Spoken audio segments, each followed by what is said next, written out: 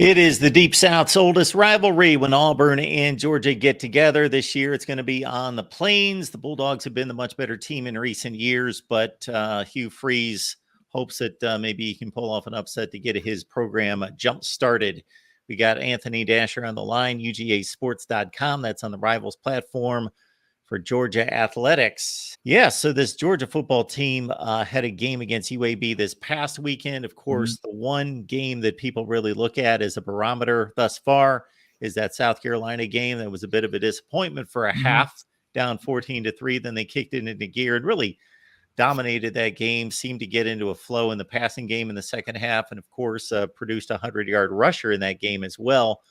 Just your thoughts about Georgia on the offensive side coming into this one. Well, I think the biggest, thing that most Georgia fans will tell you is they wish Georgia would get off a little bit of a quicker start. Maybe not so much, moving the football. They've been able to do that, but, punching it, into the end zone. The first half has been a little bit of a problem. And, Kirby Smart knows and the players know this is a season now is, getting to the meat of the SEC schedule. That's something they want to avoid if they can do it all possible. The offensive line was not doing its job in that first half against South Carolina. I know it was talked about during the broadcast that they kind of were the leaders to say, hey, put it on us, put it on our back. We'll take you home. And we're going to, we've been the guys that have really led this team in terms of the dominance we've had the last couple of years. And they were the ones that really got things going against South Carolina.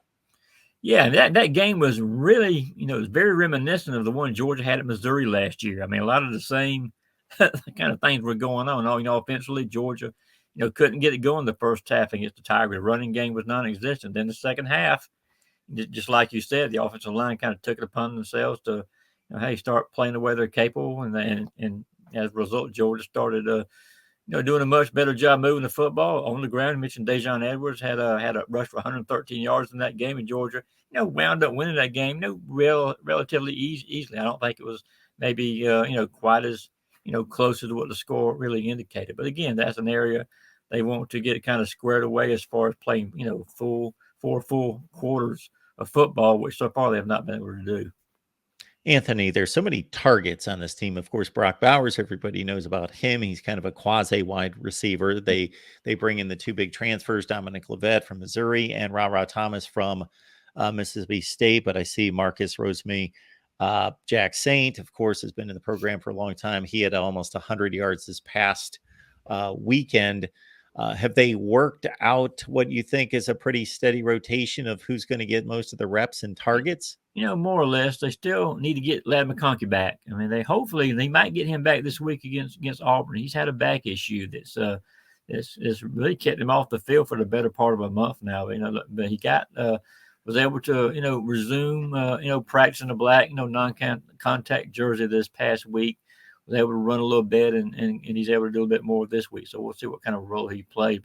But yeah, they've got even without Ladd, they've got a pretty good set rotation. You mentioned Dom and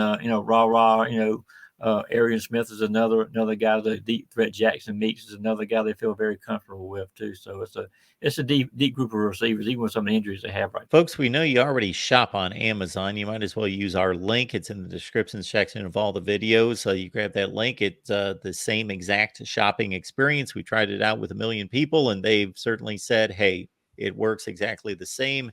And you help us grow and build the channel. It doesn't cost you a penny. Spencer Rattler a couple weeks ago, the thing that I noticed in that game was it wasn't like the Georgia pass rush wasn't existent in the first half. It just seemed like Rattler was spinning out of tackles, was finding an opening in the pass rush and sprinting downfield, and he was dodging guys. He was breaking tackles. He was just tough to get a hold of. Then there in the second half, of course, we know the South Carolina offensive line isn't necessarily a strength, and it just seemed like they not only contained Rattler, but the guys downfield in the back seven decided that they had to be a little bit more, focused to bring him to the ground. Yeah, Georgia, like you said, did a much better job of creating havoc, even though I think they only had like 1 sack in that ball game.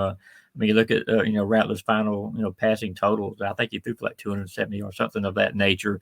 But his passing percentage went way down in the second half. He only completed, just over 50% of his throws against Georgia.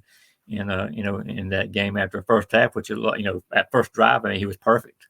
But pretty much of that first drive, we was having all kind of trouble. And again, not what necessarily Georgia was bringing to the ground every time they were, the ball was snapped. It's just they were able to put so many guys in the right positions. They would make it very difficult for him. We both know that, and probably everyone listening, that Texas A&M's loaded with talent, much like Mhm. Georgia, especially on the defensive side of the ball. But they went to Miami. I saw most of that game. Tyler Van Dyke carved them up, but they were home against Auburn last weekend, and my goodness, Auburn scored on a scoop and score, and that was their touchdown. Their offense did nothing in Yeah, that game, and I got to think these Georgia defenders are licking their chops based on that yeah, they've got performance. And even in yeah. going out to Cal, they Mhm. couldn't score in that game. The quarterback position we all know is the most important on the offense, but also in some ways the most important on the team as a whole. They're considered the leaders of the team a lot of the times. And so what happens with him sometimes happens with the rest of the team. And I think this was definitely a case in the Texas A&M game. As the quarterback went, so went the Auburn Tigers, at least as a whole. The defense played well enough, but the offense just wasn't getting going. A lot of people have opinions about Peyton Thorne right now, whether he should be benched, whether he's not getting coached properly, whether we're just not putting him in the right opportunities, or if there's other issues surrounding him. There is responsibility that falls on Peyton Thorne. He knows that. The coaches know that, and they're addressing that this week. And that was even discussed this week in the SEC teleconference by Hugh Freeze. Some of the things that they could do to help put Peyton in better situations, and some of those don't even involve him necessarily making some decisions.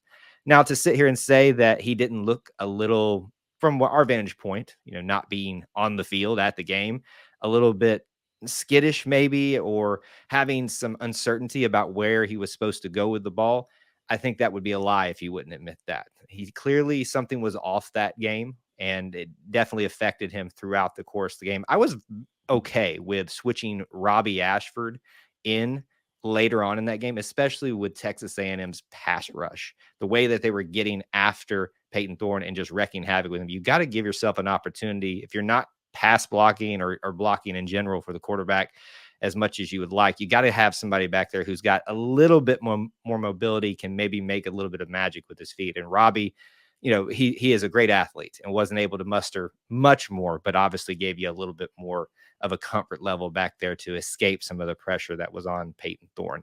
So right now, I think the jury's still out on Peyton Thorne. I would not write him off in any stretch of the imagination 4 games into the season. But unfortunately, we're still kind of having a lot of question marks around this quarterback position.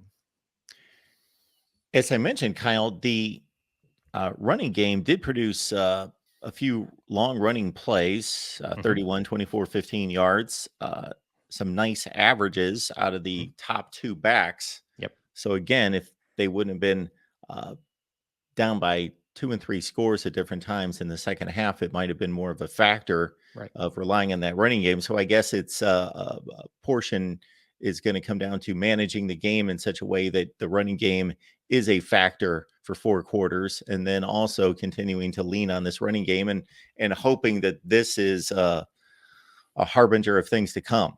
Yeah, definitely. You got to make sure, as not just an Auburn team, but a team like Auburn, that you establish a sound running game. Was it outstanding against Texas A&M? No, but was it adequate to get the job done, to put the team in a position offensively to do some more things? Yes. Brian Battie was a very big surprise in this game. He's a little bit of a smaller back, transferred in from I'm actually blanking out, South Florida this past offseason. And a lot of people are surprised that he's able to run between the tackles as much as he is. Although if you get him out in space, you kind of saw against Texas A&M what he's able to do.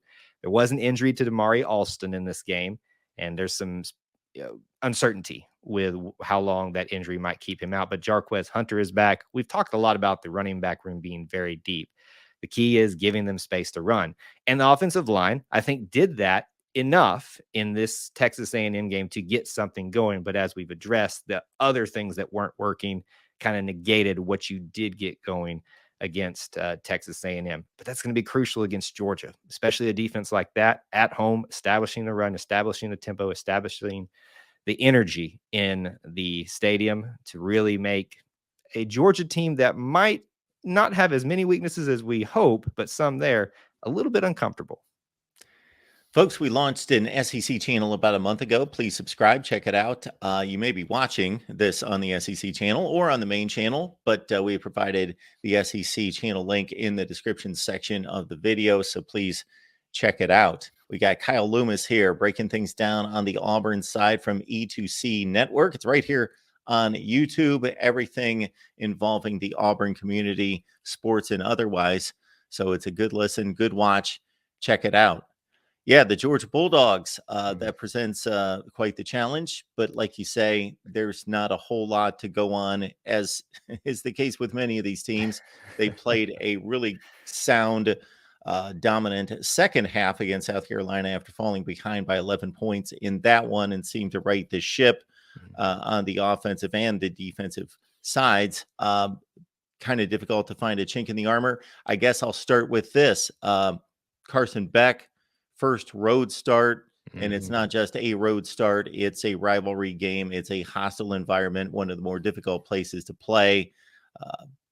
I got to think Auburn's hoping for a quick surge early, keep the crowd in the game, put pressure on him, start to drag this game into the second quarter, create some doubt. Yeah, my big phrase this week is, if you think Auburn has no chance in Jordan-Hare Stadium, then you just don't know Auburn football, especially in this matchup. Magic just tends to happen for weird reasons. If nothing else, I'll point you to a different opponent, the 2021 Iron Bowl, where that team had no business being anywhere near beating that Alabama team.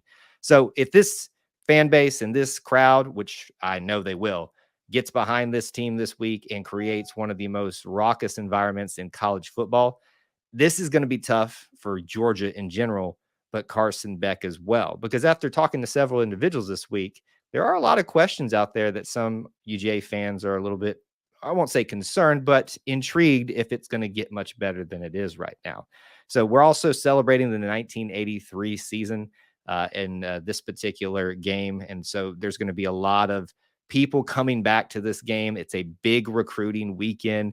There's going to be a lot of energy on campus on a 2:30 kickoff. It's a shame it's not a night game, because that literally the lid would come off if it was a night game in Jordan-Hare for the Georgia game.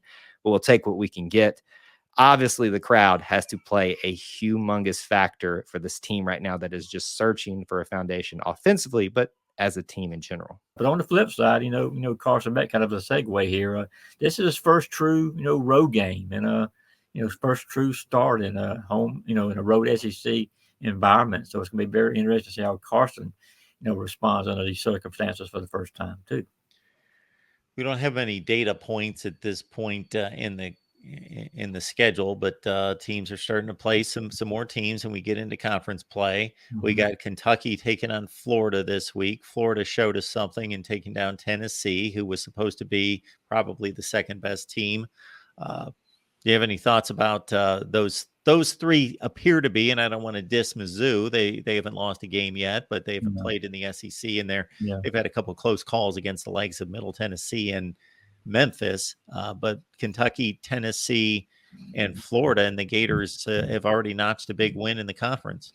Yeah, they have, and we'll see how they kind of springboards, that program just a little bit after losing that opening game to Utah. But you look at the whole SEC this year. I'm not sure there is a dominant team. I mean, even Georgia, you can point out their warts right now and see they've got a lot of areas they need to improve if they want to, get back to the playoffs this year. But you mentioned Kentucky. Kentucky, very physical team, and that was actually my team, my pick to finish second in the league this year. I mean, Coach Smart, every time Georgia plays Kentucky, they talk about how tough those guys are, how physical they are, and how one of the most difficult teams to play because of that. Just the way Coach Stoops had that group, going with the physicality. And, Tennessee, they had some offensive issues, obviously, against Florida, but I suspect they'll, Joe Milton, his first year as a starting quarterback. I know he had some starts before, but his first year with him as the man, he's had some adjusting he's had to do. And I suspect that team will get better offensively as the year goes along. That's still going to be a very, very tough game for Georgia when, the Bulldogs go up to Knoxville in the end of November.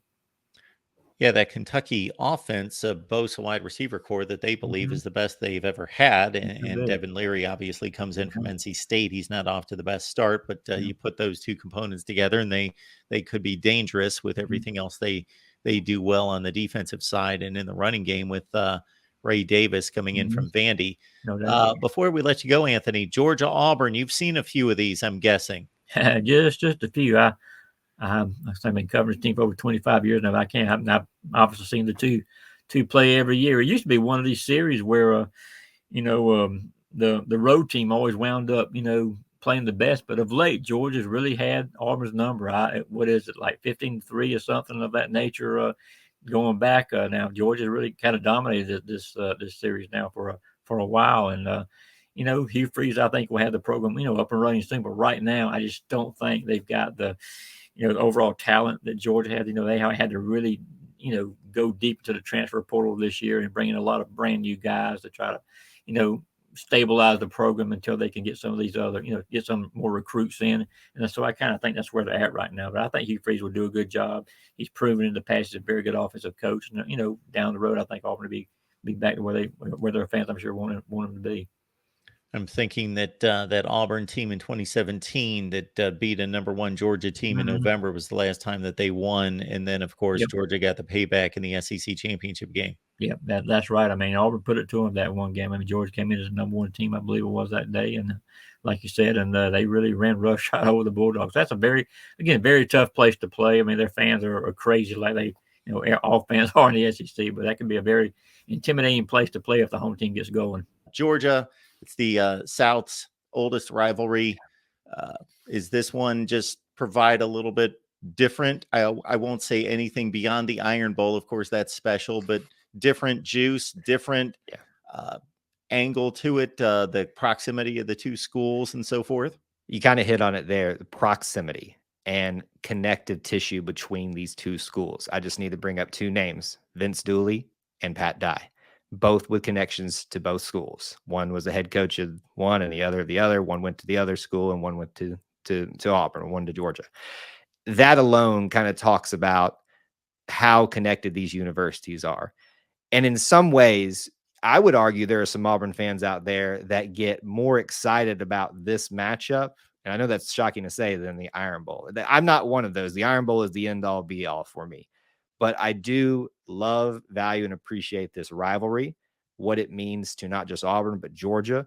The history behind it, Deep South's oldest rivalry, speaks for itself, and just how far back this whole thing goes. So there's also an element of this too that people forget. Auburn and Georgia do a really good job of recruiting each other's states. And so you every single year have so many players that played in high school together and they end up playing across two different colleges. And so that alone kind of feeds into this almost equal brother aspect between the two programs. And so it just creates energy. It creates sometimes ferocity amongst fans, amongst players. But at the heart and core of the Deep South oldest rivalry is two teams interconnected and without each other. Obviously, we'd still value both of these teams, but it wouldn't be as special. Folks, we will have a prediction both straight up and against the spread on this one. 15-5 against the spread last weekend, 17-4 straight up. You can get our picks on YouTube, becoming a member there, or on patreon.com/MarkRogersTV. You get the Discord link to talk college football 24/7, 365 as well. And that 1983 season, for those of us who have been around long enough to have enjoyed that season, or if you're a college football historian, and have the perspective that I have, you believe that celebration could include hanging a banner. I don't see why Auburn doesn't have as much claim to that national championship as other teams do. Miami's the one that received the most acclaim or the most uh, awards for the number one ranking by the traditional services led by the AP. But Auburn played the toughest schedule. And if you add it all up, I don't know why they can't claim a national championship. It's one of the more confounding things in college football. There's a couple of those scenarios within Auburn being able to claim a few national championships that they haven't yet. Some people across the state like to claim everyone they can get, but we'll leave it at that. They get enough on their own these days, so I don't know why they continue to claim those ones. But regardless of that, that 1983 team is very, very special for a variety of reasons. It is one of the travesty may be a strong word, but things that should be corrected at some point. I don't know if it ever will be, if we ever will hang a banner, but every chance we get, we honor that team because of what they meant. Obviously, names like Bo Jackson were on that team, and beating a Michigan team the way they did in the Sugar Bowl to put themselves in a position to be named national championships, and a national championship team is not going to ever be forgotten. I think one of the fallacies back then is that bowl games, and even in retrospect, were treated as like they were playoff games or something. Well, they weren't playoff games because they didn't provide any conclusion to the season. They didn't, continue on until teams were eliminated. They were just destinations against really, really good football teams. Hopefully, they matched up in such a way that could determine something. But many times, teams were slotted in their conferences to their destinations, the sugar, the rose, the orange, and they would play teams that they probably shouldn't have played. And then it was a beauty contest from there. And if you were so fortunate to run up against somebody that would make it appear as though this was a destination game, this was the game to be watching to determine something, then it was almost deemed like a playoff or a championship game, and that wasn't the case. Yeah. It's one of those things when you look back about how we used to do things in college football, you just scratch your head. It's like, how did we ever do it this way? But then we'll be saying that about how we do things now with an ever-changing scope of playoffs, and as bowl games continue to lose their value, what value they did have at this point. Auburn should have been the national champion that year. I think there's a very strong case for that. I'd be interested to see anybody who wants to make the case otherwise, to hear what they have to say. Auburn's just really not shown any public interest in acknowledging that, although I do know that conversations have happened amongst people. I don't want necessarily power players. Whether it ever happens, it's just another big question out there. And for any Miami fans out there or other college football fans that would argue this point with me, I'm not saying that Miami should be stripped of a national Sure. championship. There can be multiple national champions. There, in a perfect world, there wouldn't be, but based on the system years ago, there are certainly multiple teams most years that have a legitimate claim and right to a national championship. That's what I'm saying, that there are multiple national champions for that particular season. Make it on over to E2C Network with Kyle Loomis here to check out everything Auburn, and of course, a big focus on the game coming up on Saturday. Kyle, we appreciate you stopping by. Thanks for having me as always, and War Eagle.